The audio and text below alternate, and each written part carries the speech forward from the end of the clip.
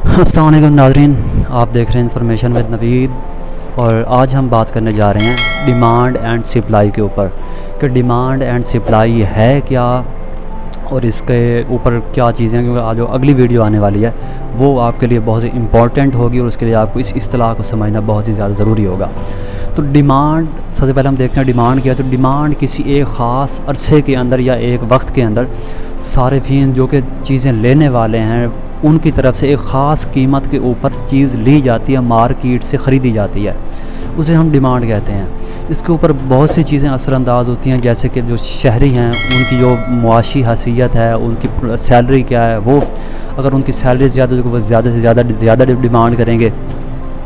उसके बाद इसके वो चीज़ें मुतबादिल, उनका चीज़ों का मुतबादिल क्या है। फ़र्ज़ कर लें कि अगर को पेप्सी की कीमत बढ़ जाती है तो गोर में उसकी हैसियत लेगी, वो कम होगी, तो इस तरह से वो उसके ऊपर क्योंकि उनका एक कंपटीशन बनेगा तो वो प्राइसेस नीचे रहेंगे, क्योंकि अगर वो पेप्सी वाले बढ़ा देते तो उनके पास, शहरियों के पास दूसरी चीज़ मौजूद होगी, कोक दूसरी बोतल मौजूद है पीने के लिए, तो वो उसके ऊपर यानी कि ये चीज़ें भी, मुतबादिल चीज़ें भी उसके ऊपर असरअंदाज होंगी।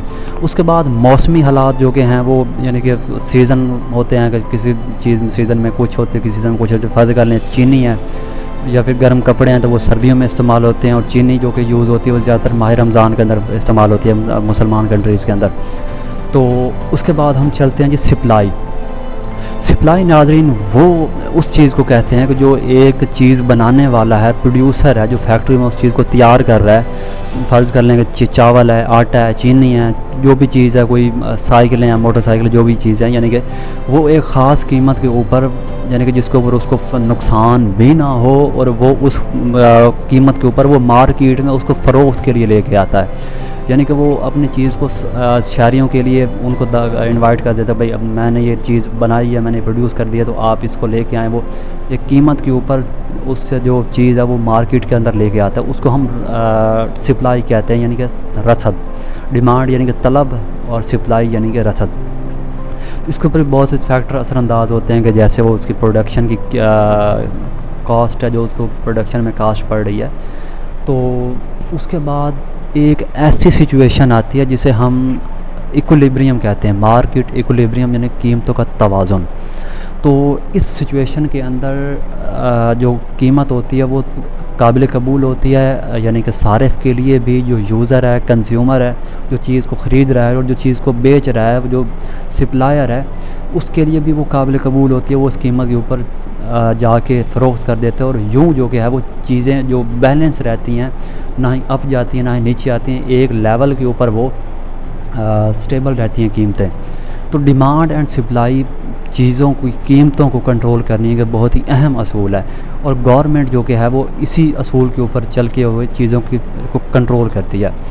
अब हम देखते हैं कि किसी भी इसका कैसे ताल्लुक़ साबित हो सकता है। फ़र्ज़ कर लें एक मिसाल के तौर पर कि किसी भी इलाके के अंदर या शहर के अंदर, कंट्री, मिसाल के तौर पे 50 केजी चीनी लगती है आम हालात में, और जो कि फैक्ट्री है वो भी 50 केजी चीनी बना रही है, 50 मन लगा रही है, जो भी है, आप जिस 50 को फोकस कीजिएगा।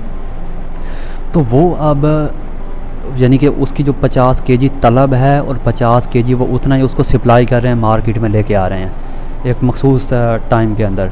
तो यूँ जो कि है वो एक इक्विलिब्रियम की है, मसावात है, मसावी खड़ी हैं, यानी कि कीमतें जो कि हैं एक लेवल के ऊपर बरकरार रहेंगी।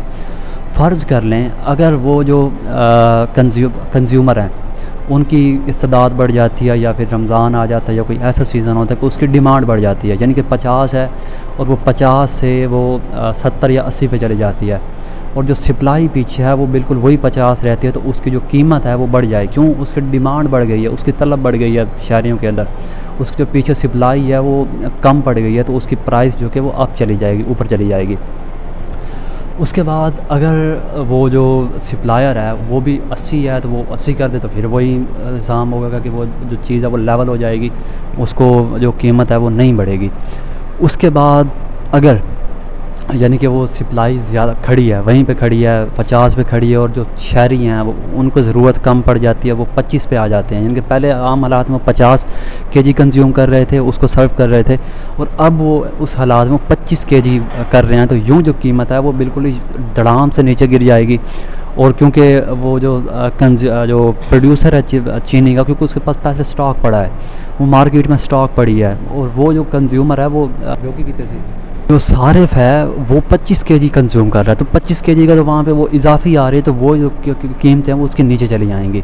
अगर वो उधर से जो सप्लाई है उसको भी कम कर देता हूँ, एक मरतबा फिर से जो मार्केट है वो इक्विलिब्रियम में आ जाएगी, वो बिल्कुल मसावी हो जाएगी। तो ये होता है जी कीमतों को कंट्रोल करने का तरीक़ाकार। उसके बाद कुछ चीज़ें होती हैं जो कि गवर्नमेंट शहरियों के लिए ज़रूरी होती हैं, और जो गवर्नमेंट है उसके ऊपर सब्सिडी दे देती है, और वो शहरियों को सस्ती मिलना शुरू हो जाती हैं। और कुछ चीज़ें ऐसी होती हैं जिनकी कीमत कम होती है, तो गवर्नमेंट उनके ऊपर टैक्स लगा देती है, और वो थोड़ी सी महंगी हो जाती हैं।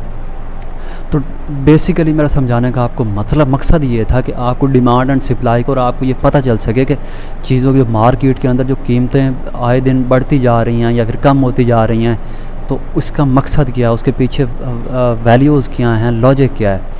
तो ये बेसिकली एक छोटी सी लॉजिक थी डिमांड एंड सप्लाई, यानी कि तलब और रसद।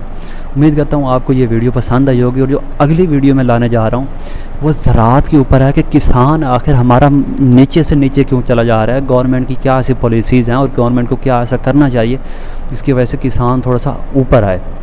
तो अगली वीडियोज़ के अंदर हम इसके ऊपर बात करेंगे इंशाअल्लाह अज़ीज़। और अपना और अपने इस चैनल का ख्याल रखिएगा। अगर कंटेंट पसंद आए तो चैनल सब्सक्राइब ज़रूर कीजिएगा। इंशाल्लाह मिलते हैं किसानों की तबाही की वजह के साथ, तब तक के लिए खुदा हाफिज़।